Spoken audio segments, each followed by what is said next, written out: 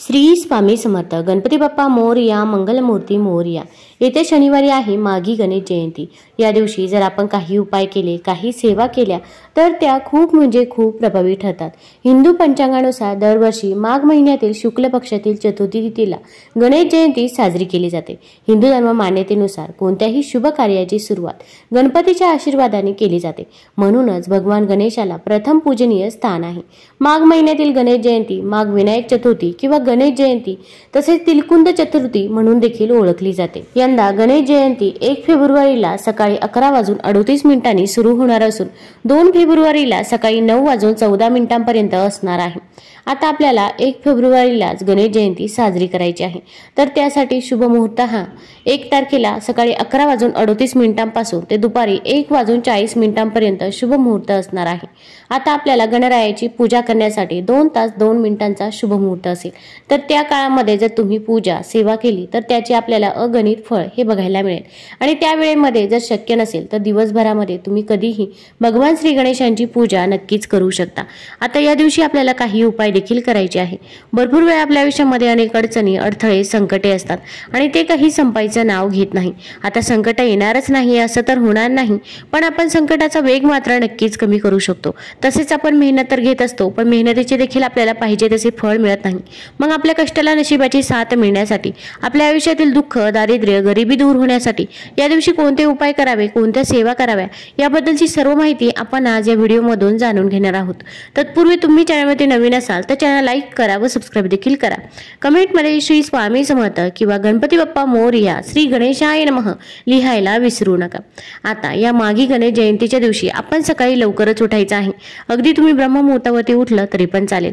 ब्रह्ममुहूर्तावरती आपण जे काही पूजा करतो, सेवा करतो, त्या सेवेचे देखील आपल्याला अगणित फळ मिळते. कारण की त्या वेळेमध्ये वातावरणामध्ये शांतता असते आणि आपण जी काही पूजा करतो, सेवा करतो त्या सेवेमध्ये आपले लक्ष देखील लागत असते. आता या दिवशी आपण लवकरच आंघोळ करायची आहे. शुभ्र रंगाचे वस्त्र परिधान करायचे आहे. पिवळ्या, लाल किंवा हिरव्या रंगाचे वस्त्र परिधान करू शकता. फक्त काळा रंग हा वर्ज्य करायचा आहे. कारण की जेव्हा आपण एखादं शुभ कार्य असतं तेव्हा आपण काळा रंग वर्ज्य करत असतो. त्याचप्रमाणे या दिवशी देखील आपण काळा रंग वर्ज्य करायचा आहे.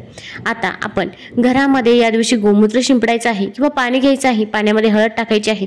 असं पाणी घरामध्ये आपण शिंपडायचं आहे. घरामध्ये अगदी बेडरूममध्ये, हॉलमध्ये, किचनमध्ये, चारी कोपऱ्यामध्ये असं पाणी शिंपडावं. उंबरठ्याचं लेपन देखील करायचं आहे. दाराबाहेर रांगोळी काढायची आहे. अगदी मोठी रांगोळी काढणे शक्य नसेल तर फक्त माता लक्ष्मीची पावलं काढली तरी पण चालेल. एका पावलामध्ये हळद टाकायची आहे, दुसऱ्या पावलामध्ये कुंकू टाकायचं आहे. यामुळे साक्षात माता लक्ष्मीचा वास हा आपल्या घरामध्ये होत असतो. आता या दिवशी आपण भगवान गणेशांची पूजा करायची आहे. त्या अगोदर आपण देवघरामध्ये एक दिवा प्रज्वलित करायचा आहे. तुळशीजवळ देखील एक दिवा प्रज्वलित करायचा आहे. कारण की जेव्हा आपण एखाद्या प्रसन्नमय, मंगलमय वातावरणामध्ये एखादा उपाय व सेवा करत असतो त्या सेवेचे फळ हे आपल्याला कित्येक पटीने मिळत असते. आता सर्वात प्रथम भगवान श्री गणेशांना अभिषेक करायचा आहे. अगोदर शुद्ध जलाने अभिषेक करा, त्यानंतर पंचामृताने अभिषेक करा. आता तुमच्या घरातील जर मुलं ही सेवा करण्यासाठी तयार असतील तर मुलांनाच आपण बाप्पाला अभिषेक करायला सांगायचं आहे. आता अभिषेक करत असताना आपण ओम गण गणपतये नमः, ओम गण गणपतये नमः या मंत्राचा जप करत राहायचा आहे. तसेच अभिषेक करून झाल्यानंतर त्यातील थोडंसं तीर्थ आपण ग्रहण करायचं आहे. आपल्या मुलांना देखील ग्रहण करायला द्यायचं आहे. तसेच थोडंसं तीर्थ आपल्या घरामध्ये शिंपडायचं आहे. बेडरूममध्ये, हॉलमध्ये, किचनमध्ये हे तीर्थ शिंपडावं. यामुळे आपल्या घरामध्ये जी काही नकारात्मकता आहे तर ती नकारात्मकता दूर होण्यास मदत होत असते. आता यानंतर बाप्पाची मूर्ती स्वच्छ पुसून घ्यायची आहे. त्यानंतर आता बाप्पाला ज्या काही वस्तू प्रिय आहे त्या सर्व वस्तू आपण बाप्पाला या दिवशी अर्पण करायच्या आहे. मग जास्वंदीचं फूल असेल, गुळ खोबऱ्याचा नैवेद्य असेल, तसेच मोदक असतील तर या सर्व वस्तू आपण त्यांना अर्पण कराव्या. आता यानंतर आपल्याला एक उपाय करायला घ्यायचा आहे. आता हा उपाय करण्यासाठी आपल्याला जास्वंदीचं पान लागणार आहे. आता जास्वंदीचं फूल हे भगवान श्री गणेशांना प्रिय आहे हे आपल्या सर्वांनाच माहीत आहे. जास्वंदीचं पान आपण घेताना ते मध्ये छिद्र असेल, त्याला होल असेल किंवा खराब झालेलं पान असेल तर असं पान घ्यायचं नाही. आपल्याला व्यवस्थित पान घ्यायचं आहे. आता हे पान घेतल्यानंतर आपण हे पान स्वच्छ धुवून घ्यायचं आहे. घरामध्ये जर गंगाजल असेल तर पाण्यामध्ये 2 थेंब गंगाजल टाकून हे पान स्वच्छ धुवून घ्यायचं आहे, स्वच्छ पुसून घ्यायचं आहे आणि आपण भगवान श्री गणेशांसमोर बसायचं आहे. आता हे पान घेतल्यानंतर आपण जास्वंदीची एखादी काडी घेऊ शकता किंवा जर तुमच्या तुमच्याकडे दुर्वाची काडी असेल तर दुर्वाची काडी घेतली तरी पण चालेल। आता यानंतर आपली जी काही इच्छा आहे, मनोकामना आहे, ती आपण त्या पानावरती लिहायची आहे। मग कठीणातली कठीण कोणतीही इच्छा असो, तुमच्या घरामध्ये पैसा येत नसेल तर तुम्ही पैसा लिहू शकता, किंवा नोकरी मिळत नसेल, संतान प्राप्ती होत नसेल, विवाह हा वेळेवरती जुळून येत नसेल, तसेच मुलांची पाहिजे तशी प्रगती होत नसेल, तर जे काही आहे ते मनापासून आणि श्रद्धेने आपण त्या पानावरती लिहायचं आहे। मग तुम्ही पैसा लिहू शकता, नोकरी लिहू शकता, किंवा संतान प्राप्ती लिहू शकता। जी काही आहे ती आपल्याला एकच इच्छा त्या पानावरती लिहायची आहे। आता आपली इच्छा आपण कुंकवाने त्या पानावरती लिहायची आहे। कुंकवामध्ये गुलाबजल किंवा गंगाजल टाकायचं आहे आणि आपण त्या दुर्वाच्या काडीने किंवा जास्वंदीच्या काडीने आपण इच्छा त्या पानावरती लिहायची आहे। आता हे पान आपल्याला भगवान श्री गणेशांसमोर ठेवायचं आहे। पानाचा देठ भगवान श्री गणेशांकडे असेल याची काळजी घ्यायची आहे। आता या पानाखाली तुम्ही लाल रंगाचं कापड ठेवू शकता किंवा तामण ठेवला तरी पण चालेल। आता आपल्याला 21 दुर्वा घ्यायच्या आहे। आता 21 दुर्वा घेतल्यानंतर या 21 दुर्वा आपण आपल्या हातामध्ये घ्यायच्या आहे आणि आपल्याला काही सेवा देखील करायची आहे। भरपूर वेळा आपण फक्त उपाय करतो, पण त्यासोबत जर आपण काही सेवा केल्या नाही तर आपल्याला त्याचा काही एक रिझल्ट बघायला मिळत नाही। त्यामुळे सेवा करणे देखील तितकेच गरजेचे आहे। तर आपण गणपती अथर्वशीर्ष 1 वेळा पठण करायचं आहे। तसेच ओम गण गणपतये नमः या मंत्राचा जप देखील 108 वेळा करायचा आहे। तसेच आपण ऋणमुक्ती गणेश स्तोत्र देखील 1 वेळा पठण करावं। आता या 3 सेवा आपल्याला करायच्याच आहे। अगदी तुम्हाला म्हणणे शक्य होत नसेल तर तुम्ही मोबाईलवरती देखील लावून देऊ शकता, श्रवण केलं तरी पण चालेल, पण या सेवा आपण या दिवशी करायच्याच आहे। आता या सेवा करून झाल्यानंतर ही दुर्वाची जोडी आपली जी काही इच्छा आहे, मनोकामना आहे ती बाप्पाला सांगून मग आता जी पानावरती इच्छा लिहिलेली आहे तीच इच्छा आपण परत बोलायची आहे आणि ती दुर्वा आपण त्या पानावरती ठेवायची आहे। त्यावरती आपण हळदी कुंकू अर्पण करायचं आहे, थोड्याशा अखंड अक्षता अर्पण करायचे आहे, धूप दीप दाखवायचा आहे। आता हे पान आपल्याला तिथेच राहून द्यायचं आहे। आता ही सेवा कोण करू शकतं तर घरातील कोणत्याही व्यक्तीने ही सेवा केली तरी पण चालेल। ताई, दादा, आजी, आजोबा, तुमची मुलं देखील ही सेवा करू शकता।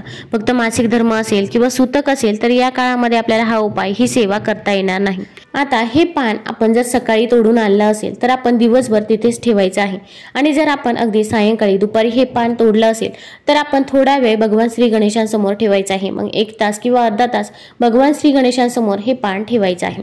आता यानंतर आपण हे पान तिथून उचलायचं आहे आणि जवळपास असणाऱ्या भगवान श्री गणेशांच्या मंदिरामध्ये जायचं आहे। आता तुमच्या इथे भगवान श्री गणेशांचं मंदिर नसेल तर माता लक्ष्मीचं मंदिर असेल किंवा भोलेनाथांचं मंदिर असेल, कोणतंही मंदिर असो, तिथे भगवान श्री गणेशांचा फोटो किंवा मूर्ती ही असतेच, तर आपण तिथे जायचं आहे। आता तिथे गेल्यानंतर आपल्याला जर शुद्ध तुपाचा दिवा प्रज्वलित करणे शक्य असेल तर तिथे शुद्ध तुपाचा दिवा प्रज्वलित करायचा आहे किंवा दिव्यामध्ये तेल टाकलं तरी पण चालेल। आता यानंतर आपण भगवान श्री गणेशांना ज्या काही वस्तू प्रिय आहेत तर त्या सर्व वस्तू तुम्ही त्यांना अर्पण करायच्या आहे। मग गुळ खोबऱ्याचा नैवेद्य असेल, मोदक असेल, जास्वंदीचं फूल असेल तर या सर्व वस्तू आपण अर्पण कराव्या। त्यानंतर आपण जे जास्वंदीचं पान त्यावरती जी दुर्वाची जोडी आपण ठेवली होती ती आपण आपल्या हातामध्ये घ्यायची आहे, उजव्या हातामध्ये घ्यायची आहे आणि आपली जी काही इच्छा आहे, मनोकामना आहे ती आपण भगवान श्री गणेशांना सांगायची आहे। मग आपण जी पानावरती इच्छा लिहिली होती तीच इच्छा भगवान श्री गणेशांना सांगायची आहे। ओम गण गणपतये नमः या मंत्राचा आपण 108 वेळा जप करायचा आहे। 108 वेळा जप करणे शक्य नसेल तर 11 वेळा तरी तुम्ही हा मंत्र तिथे बसून आवर्जून म्हणावा। आता यानंतर आपली इच्छा सांगून हे पान आपल्याला तिथे भगवान श्री गणेशांजवळ अर्पण करायचं आहे आणि हे पान आपण तिथेच राहून द्यायचं आहे। त्यानंतर आपला डावा हात आपल्या छातीवरती ठेवायचा आहे, उजवा हात आपण बाप्पाच्या कानावरती लावायचा आहे आणि आपण ओम नमः शिवाय म्हणायचं आहे आणि त्यानंतर आपली जी काही इच्छा आहे, मनोकामना आहे ती गणपती बाप्पाला सांगायची आहे। आता ओम नमः शिवाय हा भगवान भोलेनाथांचा मंत्र आहे आणि भगवान भोलेनाथांचा आदेश भगवान श्री गणेश कधीही मोडत नाही। त्यामुळे जर आपण ओम नमः शिवाय म्हणून आपली इच्छा बोलली तर ती इच्छा लगेच पूर्ण होते अशी मान्यता आहे। आता आपण बाप्पाची सेवा केल्यानंतर आपण डायरेक्ट घरी जायचं आहे। आपण जर मध्ये कुठे थांबलो तर आपण जो काही उपाय केला, जी काही सेवा केली तर ती फलदायी ठरत नाही।